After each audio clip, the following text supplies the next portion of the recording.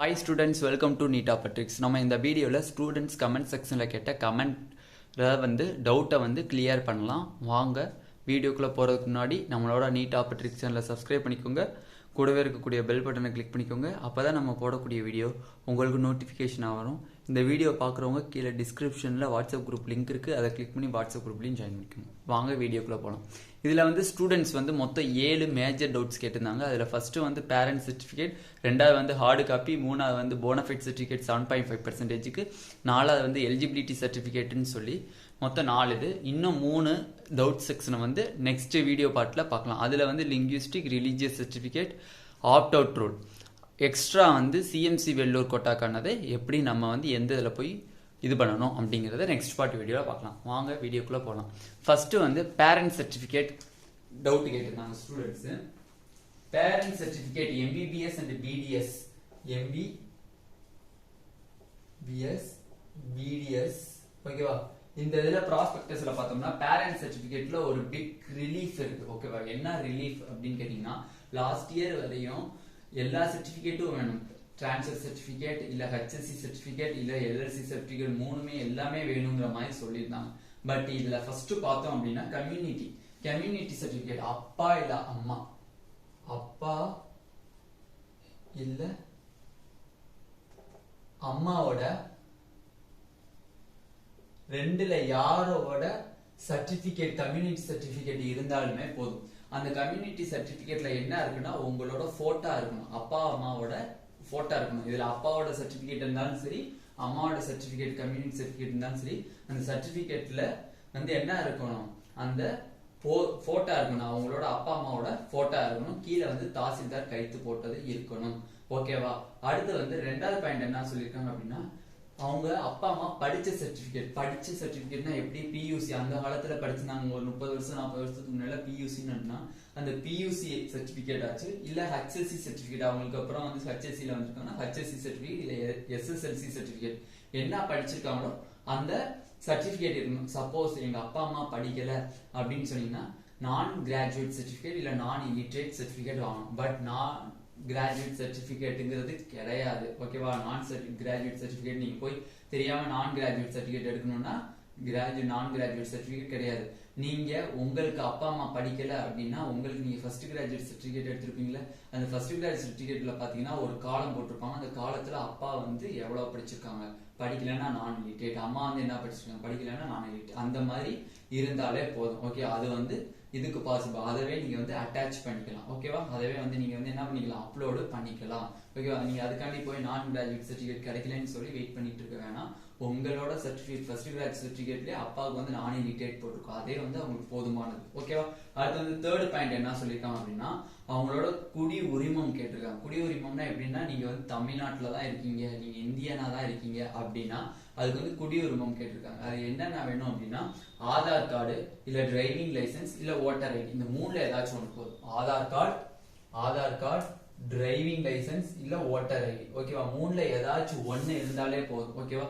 அதே மாதிரி தான் சர்டிபிகேட்லயும் பியூசி சர்டிபிகேட்டா இருந்தாலும் சரி, ஹெச்எஸ்சி சர்டிபிகேட்டா இருந்தாலும் சரி, எஸ்எஸ்எல்சி இல்ல டிரான்ஸ்ஃபர் சர்டிபிகேட்டா இருந்தாலும் சரி, ஏதாச்சும் ஒரு சர்டிபிகேட் இருந்தாலே நம்மளுக்கு போதுமானது. கம்யூனிட்டி சர்டிபிகேட்ல அப்பாவோட சர்டிபிகேட் ஆச்சு சரி இல்ல அம்மாவோட சர்டிபிகேட், ரெண்டு இடத்துல யாராச்சும் ஒண்ணு இருந்தாலே போதுமானது. அடுத்து நாலாவது என்ன கேட்டிருக்காங்க அப்படின்னா, ration card or passport. Ration card இருக்கலாம் இல்ல பாஸ்போர்ட் இருக்கலாம். நம்ம எல்லாத்தையும் என்ன இருக்கு, ரேஷன் கார்டு கண்டிப்பா இருக்கும். அதனால பாஸ்போர்ட்டை நெக்லெக்ட் பண்ணிருங்க, ரேஷன் கார்டு எடுத்துக்கோங்க. என்னோட சஜெக்ஷன் படி பார்த்தோம்னா, பேரண்ட் சர்டிபிகேட்ல ஃபர்ஸ்ட் கம்யூனிட்டி சர்டிபிகேட்ல யாராச்சும் அப்பா அம்மாவோட ரெண்டு இடத்துல யாராச்சும் இருக்கு, அதை எடுத்துக்கோங்க. இது செகண்ட்ல படிச்ச சர்டிபிகேட்ல நீங்க படிக்கல அப்படின்னா ஃபர்ஸ்ட் கிராஜுவேட் சர்டிபிகேட் அட்டாச் பண்ணிக்கோங்க. படிச்சிருந்தாங்க அப்படின்னா 10 இல்ல பியூசி ஹெச்எஸ்சி நீங்க அட்டாச் பண்ணிக்கலாம். இல்லைன்னா டிரான்ஸ்ஃபர் சர்டிபிகேட் யாராவது ஜெராக்ஸ் வச்சிருந்தாலும் அதையும் படிச்சுக்கலாம். ஓகேவா.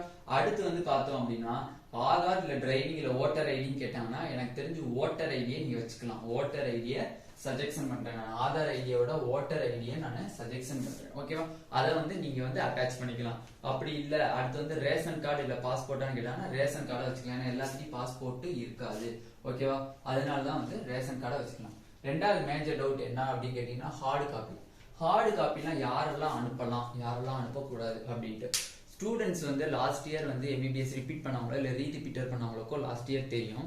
லாஸ்ட் இயர் வந்து ஹார்டு காப்பின்னு ஒன்று சொல்லி நம்மளை ஆன்லைனில் அப்ளிகேஷன் போட்ட பிறகு அப்ளிகேஷன்லாம் முடிஞ்ச பிறகு கடைசியாக ஒரு 3 பேஜஸ் இருந்தாங்க.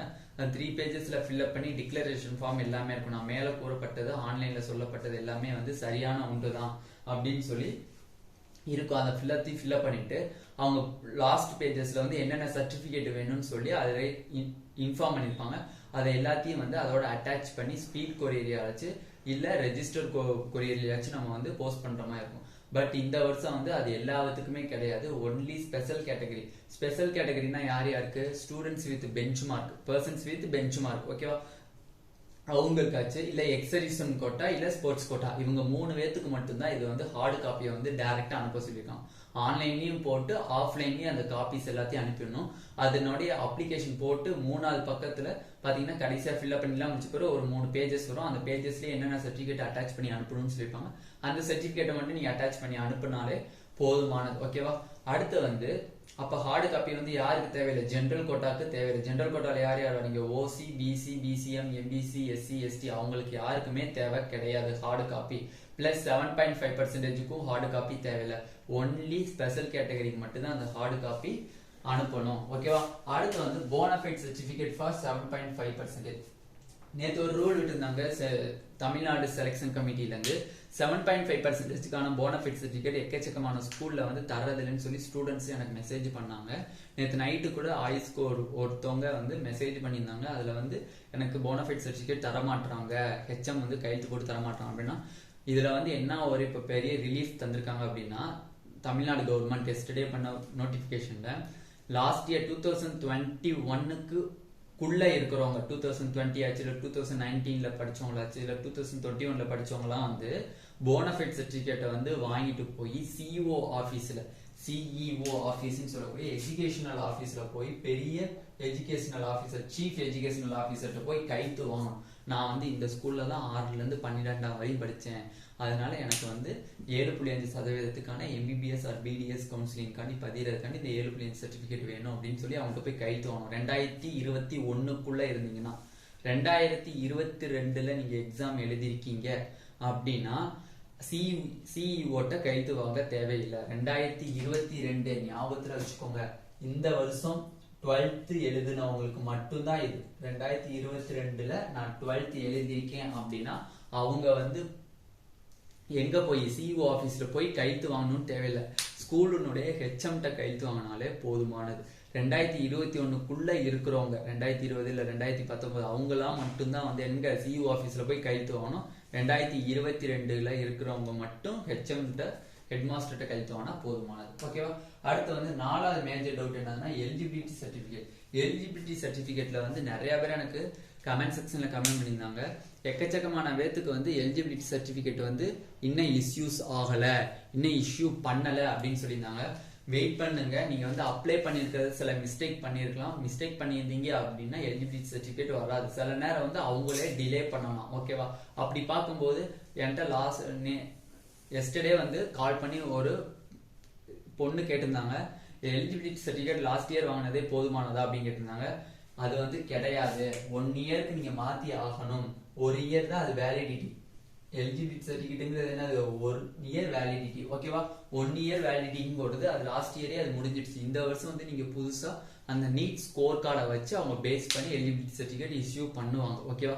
அந்த எலிஜிபிலிட்டி சர்டிபிகேட் யார் யாருக்கு அப்படின்னா ஸ்டேட் போர்டு, நான் தமிழ்நாடு ஸ்டேட் போர்டுல படிக்காதவங்களுக்கு தான். சிபிஎஸ்இ ஸ்டூடெண்ட்ஸ் இல்ல என்ஆர்ஐ கோட்டா இல்ல வந்து அதர் ஸ்டேட்ஸ் இல்ல வந்து ஐசிஎஸ்சின்னு சொல்றாங்க அந்த போர்டுல படிச்சவங்க, அந்த எல்லா போர்டுமே வந்து எலிஜிபிலிட்டி சர்டிபிகேட் கண்டிப்பா வாங்கியே ஆகணும். அது எங்க வாங்குறது அப்படின்னா டாக்டர் எம்ஜிஆர் யூனிவர்சிட்டியில வாங்கணும். அதை வந்து நீங்க ஆன்லைன் அப்ளிகேஷனா போடணும். அந்த அப்ளிகேஷன் கூட ஆன்லைன் அப்ளிகேஷன் வந்து எந்த வெப்சைட்னு பாத்தீங்கன்னா TNMGRMU TNMGRMU.ac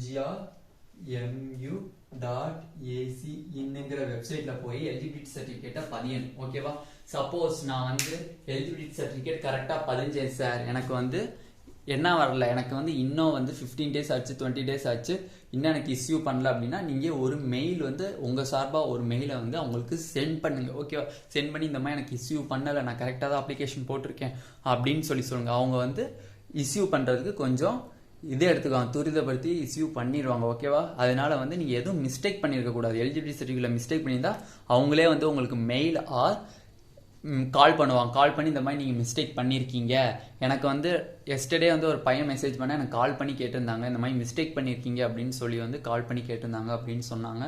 மிஸ்டேக் தயவு செஞ்சு பண்ணிங்கன்னா உங்களுக்கு இஷ்யூ ஆகாது. அது 30 நாள் ஆனாலும் இஷ்யூ ஆகாது. நீங்கள் திருப்பியே சர்டிஃபிகேட்டை அப்ளிகேஷனை ரீசெண்ட் பண்ணிடுவாங்க. ரீசெண்ட் பண்ணி திருப்பி நீங்கள் நியூ அப்ளிகேஷன் போடுற மாதிரி வரும். அப்படி நீங்கள் கரெக்டாக போடலை அப்படின்னா ஸ்டாப் பண்ணிடுவாங்க. அது மட்டும் இல்லாமல் உங்களுக்கு மெயில் அனுப்புவாங்க. அதனால தயவு செஞ்சு கரெக்டான ஒரு ஃபோன் நம்பரை கொடுங்க, மெயில் ஐடியும் கொடுங்க. ஓகேவா? இதான் வந்து 4 மேஜர் டவுட்ஸ் கேட்கக்கூடிய 4 major. But eligibility certificate confirm வந்து கிடச்சிரும். 15 நாள் 20 நாள் ஆனாலும் கன்ஃபார்ம் கிடச்சிரும். ஓகேவா? அதனால வந்து யாரும் ஒரி பண்ண தேவையில்லை. ஓகேவா? இதான் வந்து 4 மேஜர் டவுட்ஸ். ஃபர்ஸ்ட் டவுட் வந்து பேரண்ட் சர்டிஃபிகேட், 2வது வந்து ஹார்ட் காப்பி, 3வது வந்து போனஃபைட் சர்டிஃபிகேட், 4வது வந்து எலிஜிபிலிட்டி சர்டிஃபிகேட். மிச்சம் உள்ள 3 மேஜர் டவுட்ஸ் வந்து நெக்ஸ்ட் பார்ட் வீடியோவில் பார்க்கலாம். இந்த வீடியோ உங்களுக்கு பிடிச்சிருந்துச்சுன்னா நம்மளோட நீட் ஆப்பர்ட்ரிக் சேனலை சப்ஸ்கிரைப் பண்ணிக்கோங்க. கூடவே இருக்கக்கூடிய பெல் பட்டனை கிளிக் பண்ணிக்கோங்க. அப்போ தான் நம்ம போடக்கூடிய வீடியோ உங்களுக்கு நோட்டிஃபிகேஷனாக வரும். Thank you students.